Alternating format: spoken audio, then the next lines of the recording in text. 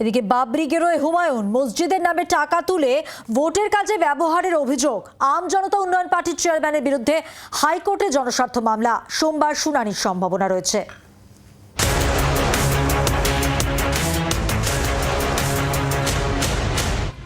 বাবরির নাম ভাঙিয়ে বাংলার রাজনীতিতে টিকে থাকতে চেয়েছিলেন মসজিদের আবেগকে অস্ত্র করে কিং মেকার হতে।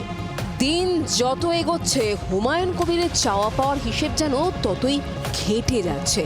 প্রথমে ভাইরাল ভিডিওয়ে বিজেপির সঙ্গে আঁতাতের অভিযোগ, সেই কারণে মিমের সঙ্গ ত্যাগ, তার ওপর ভোটের মাঝে একের পর এক প্রার্থীর দলত্যাগের ব্যথা তো রয়েইছে। এবার নতুন করে বাবরির গেরোয় হুমায়ুন কবির, যার জল গড়ালো কলকাতা হাইকোর্ট পর্যন্ত। মসজিদের নামে টাকা তুলে ভোটের কাজে ব্যবহারের অভিযোগ। আম জনতা উন্নয়ন পার্টির চেয়ারম্যানের বিরুদ্ধে হাইকোর্টে জনস্বার্থ মামলা দায়ের হয়েছে। ভিডিও বিতর্কের পর এবার বাবরি মসজিদ নিয়ে সমস্যায় পড়তে চলেছেন হুমায়ুন কবির, কারণ হুমায়ুন কবিরের বিরুদ্ধে এবার ইডির ইনভেস্টিগেশন দাবি করা হচ্ছে। যখন হুমায়ুন কবির বলেছিলেন যে বাবরি মসজিদ তৈরি করা হবে, তার জন্য তিনি আর্থিক সাহায্য চাইছেন, সেই আর্থিক সাহায্যের জন্য একাধিক মানুষ তারা টাকা দিয়েছিলেন।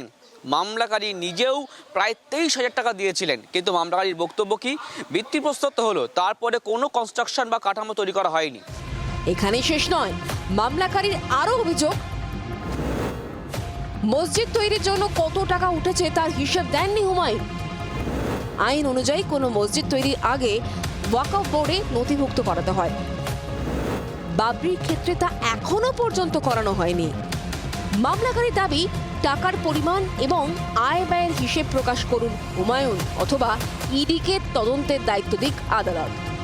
এরকম বাংলার কোটি কোটি সংখ্যালঘু মানুষের মনে এই একই প্রশ্ন, যে মসজিদের নাম করে সংখ্যালঘু মানুষের ধর্মীয় ভাবাবেগে সুড়সুড়ি দিয়ে হুমায়ুন কবির এই নোংরামি করেছে।